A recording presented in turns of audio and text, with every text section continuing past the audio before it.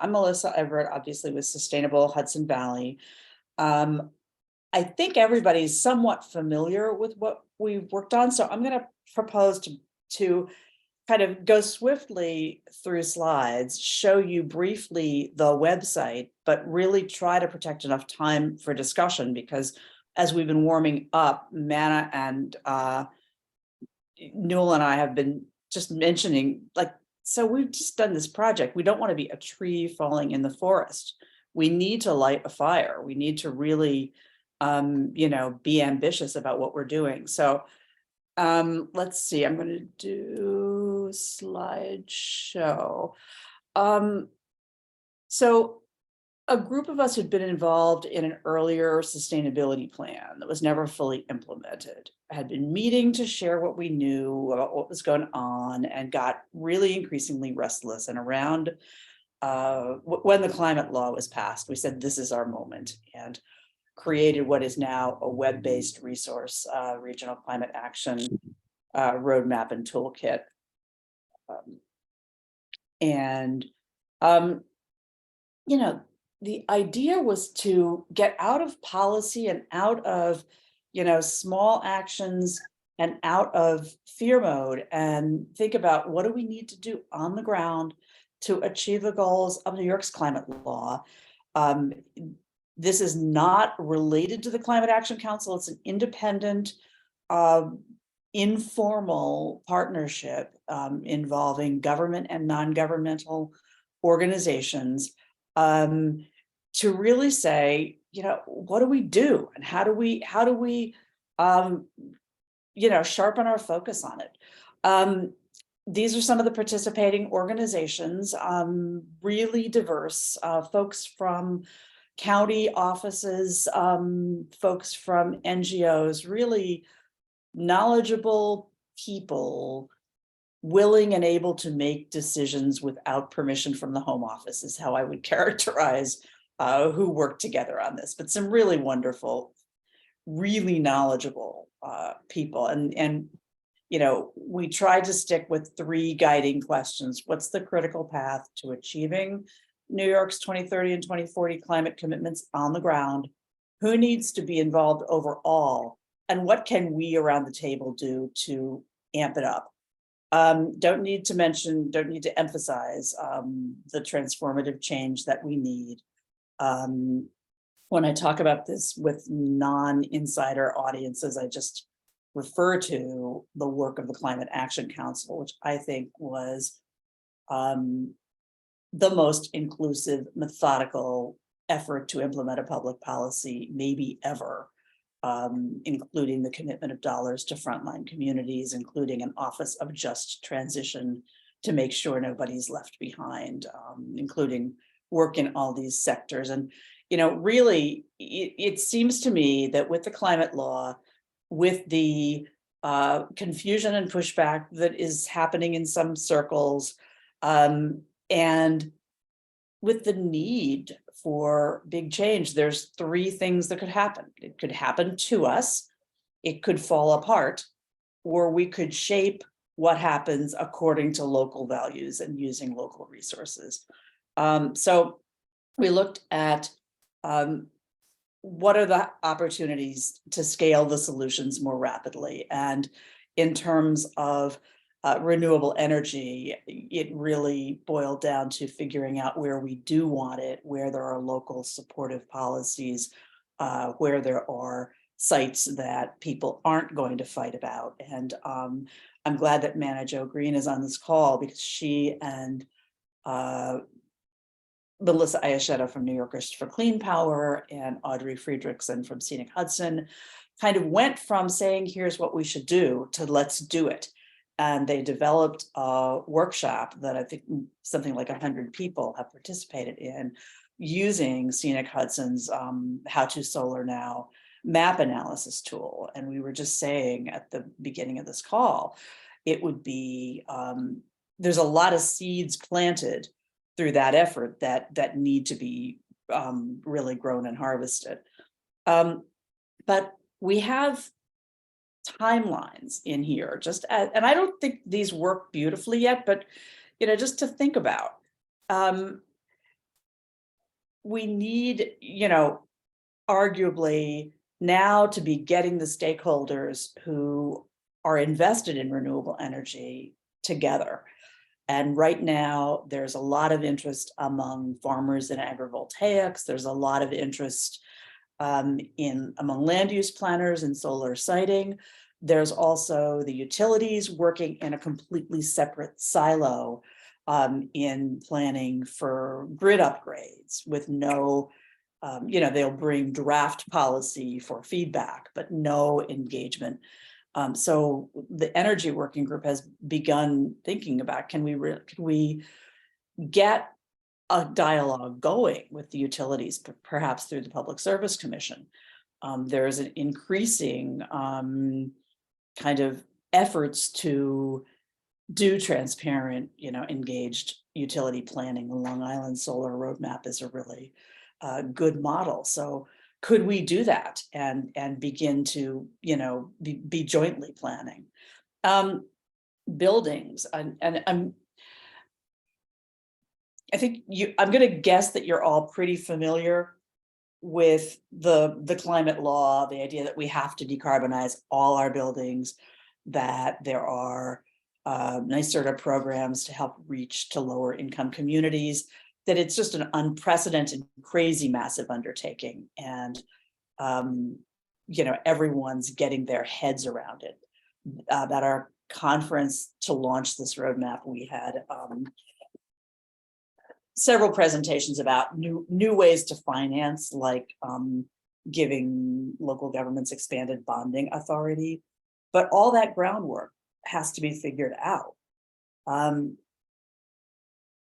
Transportation. New York is rolling out EVs and charging capacity in a wonderful way, I think. And I've been involved back when nobody was really going to drive those things. They're missing, there are things that have to happen at the local level that aren't going to happen from policy alone. Figuring out where to put the chargers, helping the dealers to have capacity, looking at helping towns figure out how to actually get electric school buses, which are wonderful, but a big piece of work. Making our towns safe for e-bikes. And actually there is a wonderful project in Ossining. They've got a rent to buy program so that people can rent an e-bike and eventually own it, so that people who don't have transportation access have that option. And maritime transportation, it's starting. We can support it. The hardest part of transportation is, even if we're electrifying our transit and we're modernizing our transit, encouraging people to use it has to be done at the community level. And so, again, what can we be doing? We have to design programs that really engage people much more broadly. And so I've got that, proposed as the priority work for the next year or two. Actually, because we're maybe a third of the way through, and I want to just not be a fire hose. So I want to ask if there are questions or comments so far on what we're doing and how we're talking about it. I really welcome them. Manna. Yeah, just a couple of things. One is that on the solar mapping tool, one thing we're going to do is have a reunion of the 100, I think it's closer to 150 people that have participated from approximately 50 municipalities in the region. As far as we know, they are now wiser and better educated to make good siting decisions and prevent bad ones. But I don't believe that it's resulted in much actual infrastructure. So that will be the question that we're posing, is how to translate that knowledge into active implementation. And the other thing I wanted to mention regarding the buildings is that the legislature has been able to pass, I think it's 400,000 to RUPCO and another 90,000 to CLPs, Communities for Local Power, to do the workforce development component of a project to implement. I think it'll be between 20 and 30 low-income households with a deep energy retrofit. And we'll be documenting the before and after, so that this is actually kind of a pilot program for the region in terms of what would it cost and what are the savings in dollars and emissions. So I just wanted to add those kind of concrete next steps for what you've said so far. Great, thank you. Materials management, who knew? Waste is 12% of our emissions. This scary diagram was done by Ariana Henry, our intern from Vassar College, looking at all the flows of materials, most of them on like 3.5 miles to the gallon diesel trucks, to and from the Hudson Valley, and a lot out to the Seneca Meadows landfill. That's a problem. What I found incredibly heartening was that the recycling coordinators and directors of the various resource recovery agencies at the county level were really interested and met several times with our working group, and came up with the idea that we need to look at how to stop transporting waste, deal with it at the source. There are like the state food scrap law is helping. There's a right to repair law that's helping. We did an extensive analysis of what's flowing where, and we ended up with the recommendation, it's on the way to being a commitment. Let's pick one material at a time, even if it takes a year or two, and strategize on a multi-county basis for how to divert it. And the materials management group that's hosted by the regional council took up this topic a few weeks ago and said, let's try textiles. And that's something to try. The technology is just getting, really coming online to do it efficiently, but that's an economic development opportunity to bring one of the businesses in that does that. And there's a lot going on in this space. There is a company in Westchester that makes an ingredient called pozzolan that uses ground glass for low carbon concrete, which is it's beginning to be used in communities. Hastings has been demonstrating it. And Rockland County just started selling all their glass to those people. So exciting. And, our role is basically like to go a lot, but it seems to be helping. So a timeline, just for the sake of argument, of picking a material and a couple of years later, picking the next one, and we'll see. So regeneration and resilience. And so in this section, we're looking at agriculture and forestry. We're looking at water. And it's why I'm glad you're on the call, Lauren, because, this was a conscious decision. The climate law does not talk about water, but we got droughts, we got floods, we got food systems, and we really came to a conclusion that there's not the level of organization that there needs to be on that topic. So agriculture and forestry, Newell and another summer fellow, Jeff LeGros, really delved into what's going on. You know, some regenerative practices are like as much as 15% of farms. A lot still needs to be understood and supported. Farmers need to see regenerative practices demonstrated on land like theirs, not just in general. And we talked a lot strategically about having the funding agencies like Cornell, which is quite involved, and the soil and water conservation districts, working more interactively with farmers to say, are you getting what you need? Are these funding programs working? And if not, feeding it back up the chain so that there's really an accountability among the funders and the assistance agencies. And there's a lot I'm not saying, but just a lot of groups already doing this work, kind of articulating common vision for how to up their game.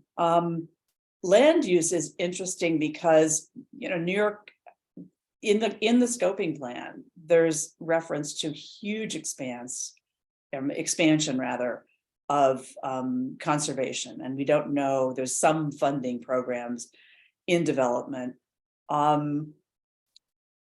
We basically came up with endorsing all the things that we're already endorsing, and it was very unsatisfying. Smart growth is good, but we realize there needs to be more of a push, make it impossible to ignore, help towns feel confident using tools they've got like transfer of development rights. And the thing I'm most encouraged about is that even as we're kind of done, groups of stakeholders are like getting back together to keep thinking about it. So yesterday we had 4 or 5 land use planners thinking about a pathway to getting some towns to cooperate on identifying how they can expand their land conservation and demonstrate some new policy tools. Water, 5 or 6 things. More climate informed watershed planning is just really coming into its own. There's all kinds of excitement about green infrastructure, but it's hard to implement, it's hard to finance, it's hard to maintain. Drinking water supply planning needs to happen more. Programs for water efficiency and conservation need to happen more. And there's just been some data published, looks like there's much more methane coming out of wastewater treatment plants than we ever knew. And hopefully that will give us an in to push DEC to move faster on dealing with those emissions. Laura, and I don't know if you've had a chance to look at that, but we would love to have you, input or feedback on that section. I don't know if you have any thoughts I don't know if you have any thoughts. I haven't had a chance to look at it yet, but where should I find it? I will flip over. It's hvclimateroadmap.org, but I'll try to just give you a quick orientation to it before we're done. And Newell, I don't know, before we race through, any questions or thoughts on where we landed for ag?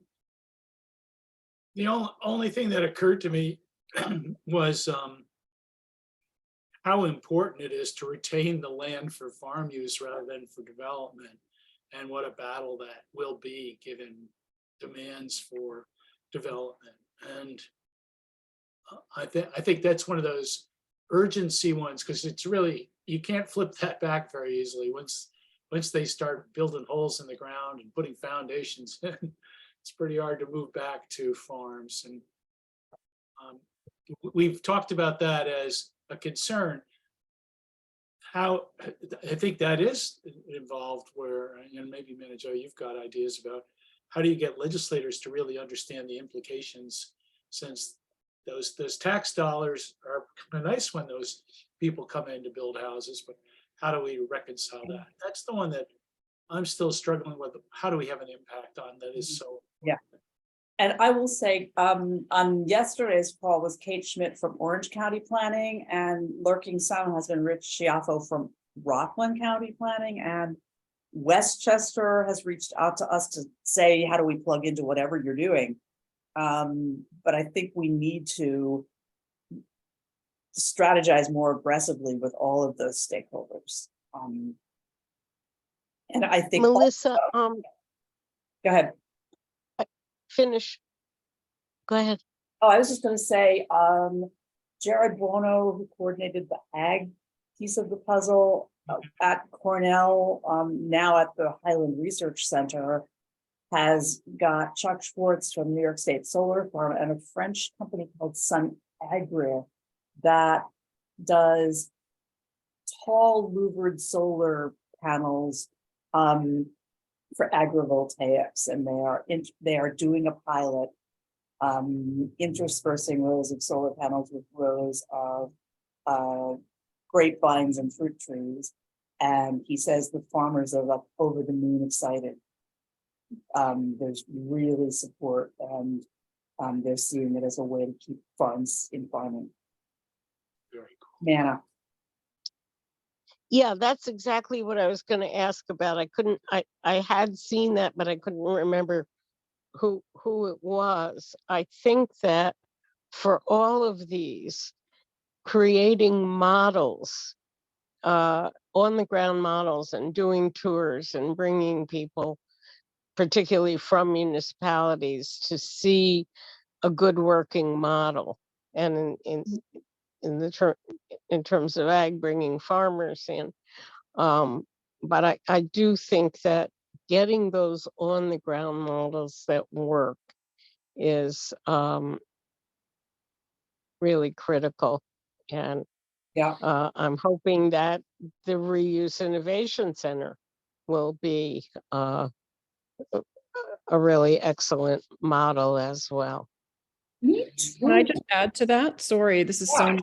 Yeah. In my work, I happen to live in Connecticut, but in my work here with the sustainability town and county sustainability initiatives, we created events like what you just described, site visits, whether it was about waste or it was about school bus, electrification. And we did not allow climate activists to attend unless they brought with them someone from the municipality. And it really helped move things forward. So I highly recommend some structure like that, or encouragement. Nice. Great strategy.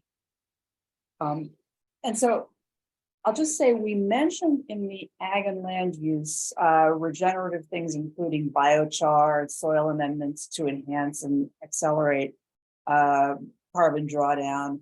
We didn't talk about carbon capture more broadly, but I think it's beginning to be in the air. And the UN reports are certainly saying, we've got to do it. So potentially we can facilitate the discussion of what's good and what are the risks, especially biochar, because there seems to be such interest in it. And then community benefits, and we talked about 4 cross-cutting themes: economic development, environmental justice, resilience, and education.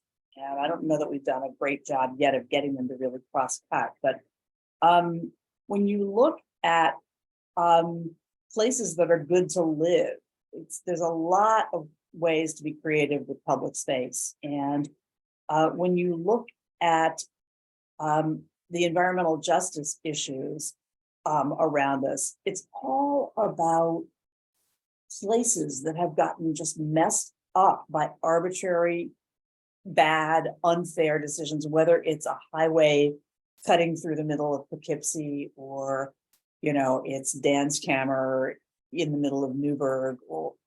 And so the conversation has led, well, the theme of resilience hubs, has come up, where we look at a neighborhood and start figuring out, with the community leading, where do we want the microgrid? Where do we want the rain gardens? How do we use the climate funding that's coming in as a basis, but look at the Bond Act, look at grants, look at crowdsourcing, and really figure out neighborhood by neighborhood how to make things, how to build resilience that also improves quality of life. And we looked at examples like Hoboken, where they've got parks that have that will absorb flooding, but that also have soccer fields on them, and traffic calming and pervious pavement that and rain gardens that are situated near cafes and public spaces. So we just actually, Cynthia Nikitin, who was really active in this part of the work, and I have just started talking with the Library of Local Folks, the Mid-Hudson Library System, and also the Catskill Ramapo system through the Newburgh Library, to see if we could start working with libraries and their boards on planning for local resilience in and around libraries. And we wrote and rewrote the environmental justice section and got really, I think, thoughtful and strong input.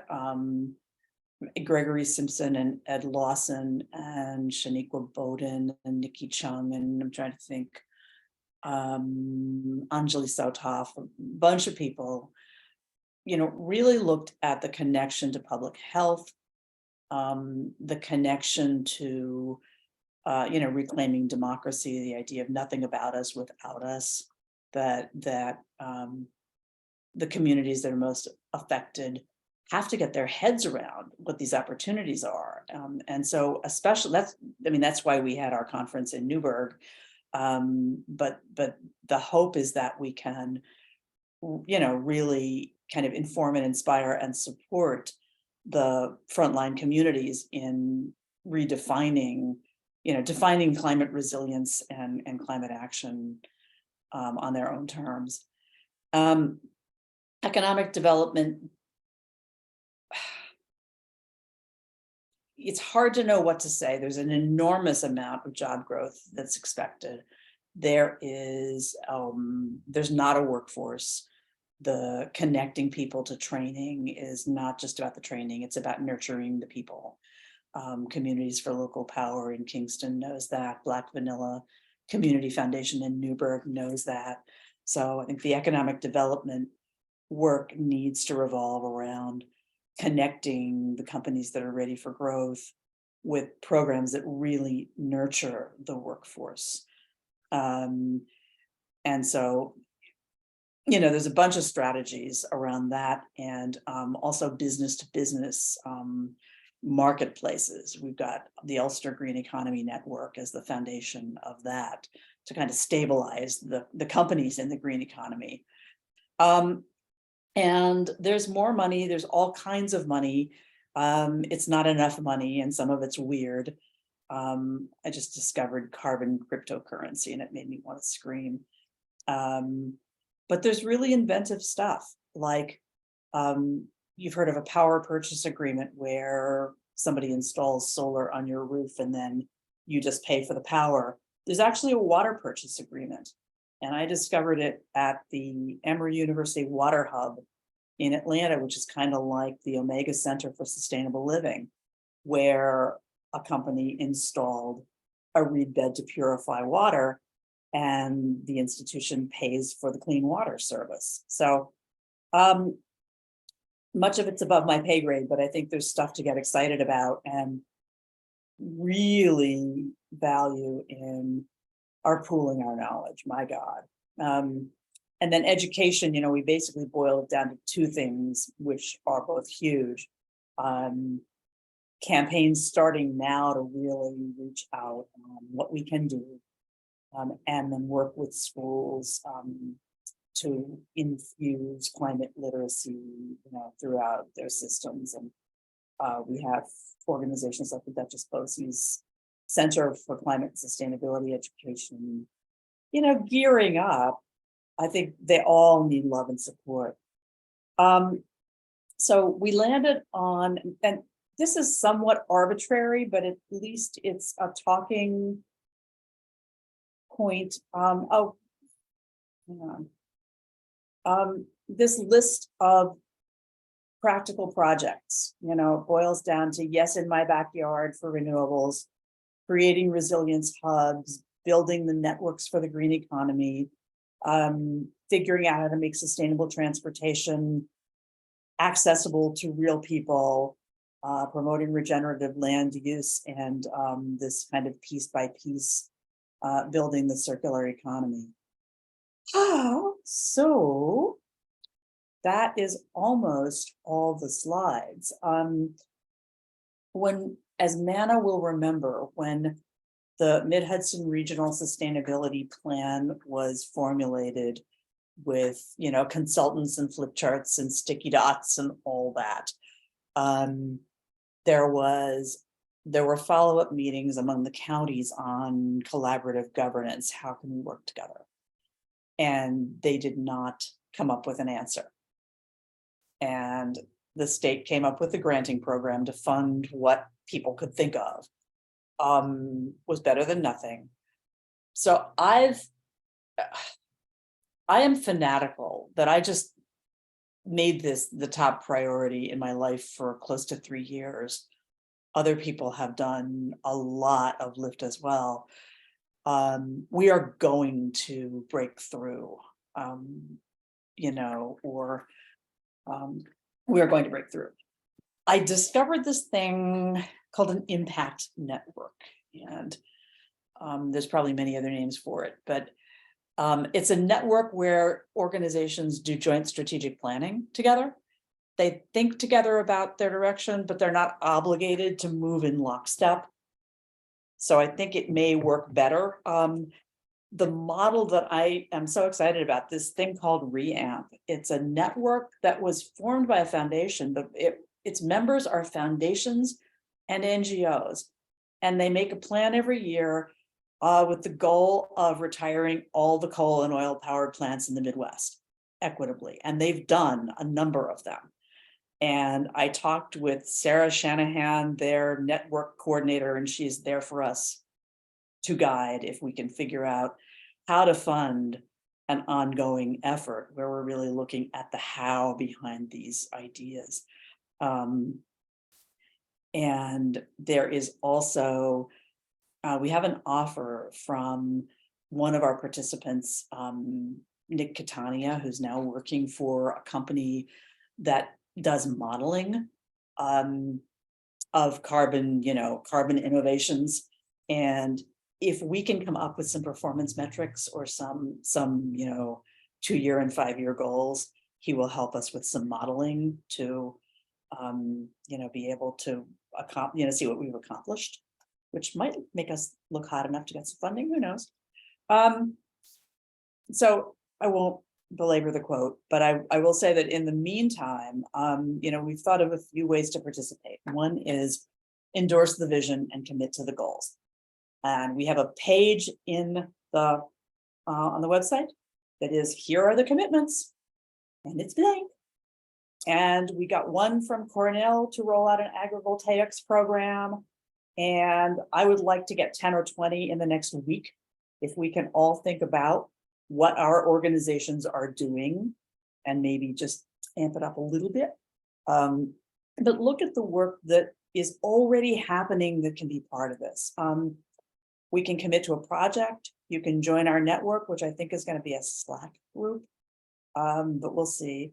And you can also bring a presentation or workshop into your community, and you can give feedback via roadmap@sustainhv.org. And I'm going to get out of here and talk to you or listen to you. We've done these briefings for maybe 25 or 30 people in small groups. We did a practice presentation and workshop with the Rhinebeck Comprehensive Plan Committee in January, about 65 people in the room, and they thought it was really helpful to connect their local planning to a bigger picture. We did a conference with 100 people in the room and 30 on Zoom. And I feel like that takes us to a comment that Manna made just as we were coming on, that before most of our sound was on, but that we have not yet lit the fire. And so I would welcome your thoughts about what we've got here, how to make it as useful as possible, and really how to use that common vision to light a fire.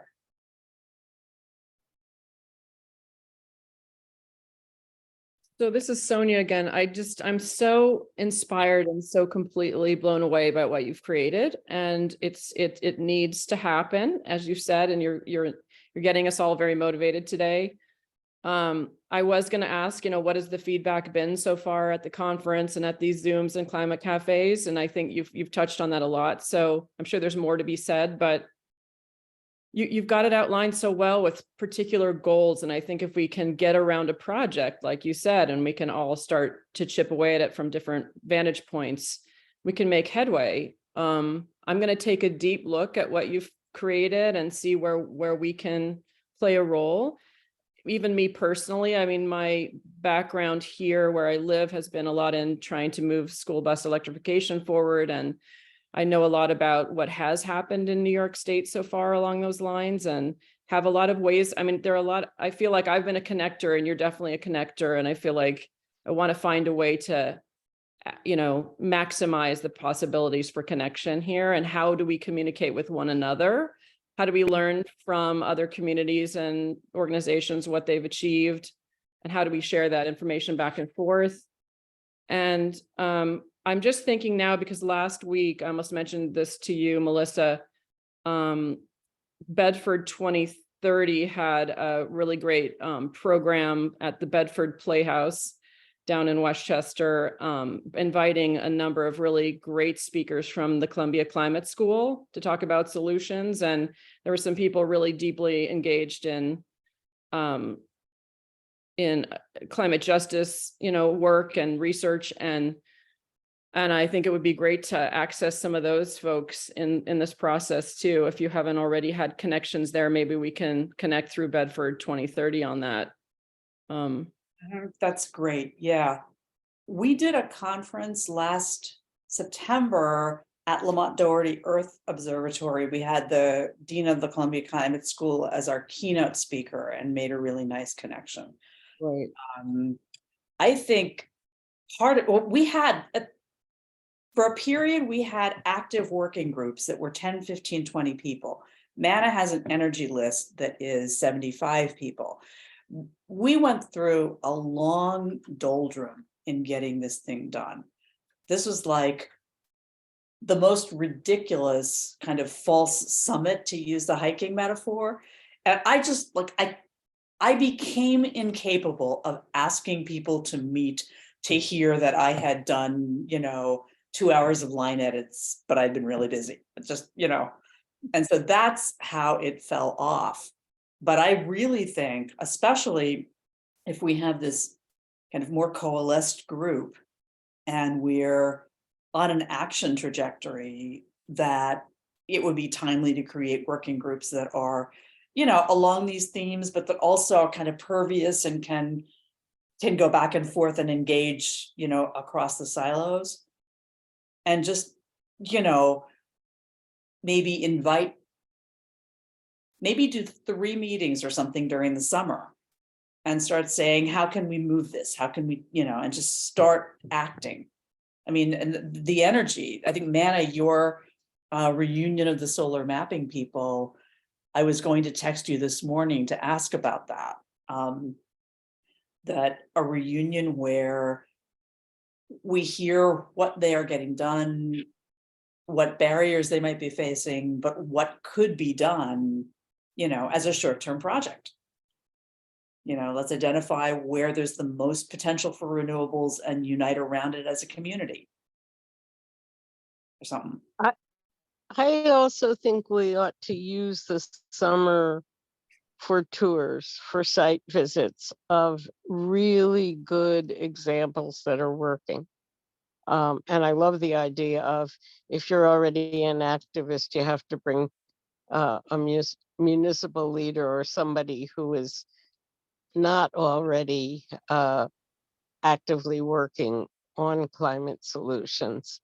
But it, I would like us to spend some time making a list of really good examples. And it might be that the solar farm, the agrivoltaics is actually in place by the end of the summer and could be a tour. But there are really wonderful examples.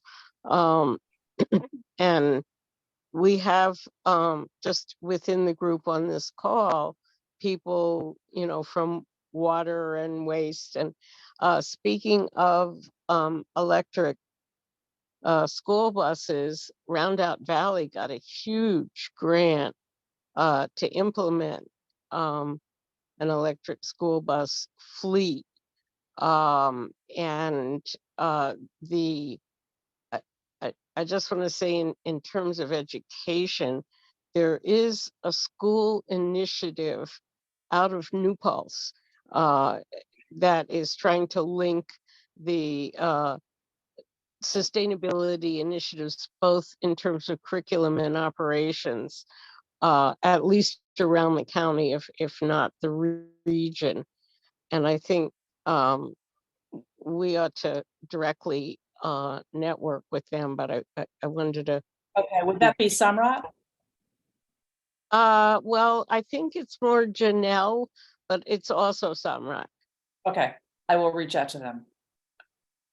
And one other thing, so, thinking about really good examples and setting up tours.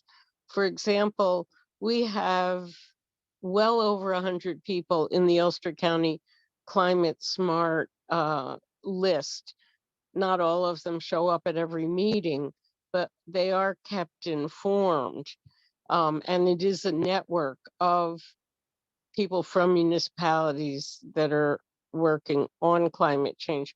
But there are lots of other networks. And I think that, for example, if we did an agrivoltaic tour, we could get 20 people from various municipalities to participate. So Yeah, and to post it on their social media and, yeah. Yeah. So let's use the nice weather, where it's great thought. easy to get, and also encourage carpooling for those events. There was one other thing I just want to put into the conversation, and that is that I've been working with a handful of people to bring forth climate science, because, like it or not, there are a lot of different climate solutions, some of which may have unintended consequences, etc. But if you don't understand basic climate science, you don't really have a framework to understand what is being proposed, whether it's marine cloud brightening or uh, marine permaculture, and all the different forms of, you could call it geoengineering. Some of it is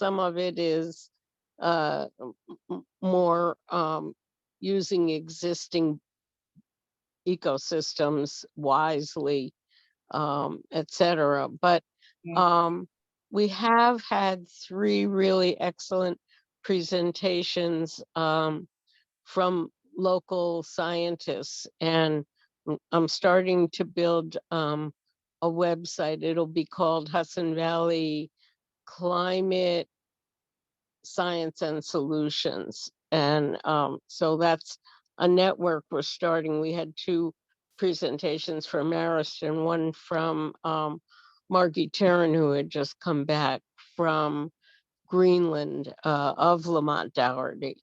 So Can you, I just, if you send me the yeah, those I'll presentations, share I'll that put 'em up on information. yeah. And I think, our keynote at the conference, Lila Connors was talking about just direct air capture and just, weathering in biochar and stuff that's really, natural. And all that, how much that tech is poised to, to really expand. I've been trying to make an inventory of all the different proposals that are being discussed, and I have an introductory PowerPoint I do, and but the reason I bring it up, first of all, the presentations are very good, and as soon as it needs a little tweaking, and I'll be glad to share it. But most people, if they think about climate change at all, they know that greenhouse gases trap sunlight and heat, and that's the root of the problem. So we have to reduce greenhouse gas emissions. But it is so much more. It's a living system with polar vortices and jet streams and ocean currents and wind currents. And, people don't have to become an expert at that, but it's important that they see the whole system, because some of Yeah. the solutions that are being proposed are really, you have to understand the system to understand what is being proposed. And I won't go any more into that, but I did want to bring up the school network that exists and also Got it. mention that. Thank you. Okay, thank you so much. Lauren, you're obviously a good listener.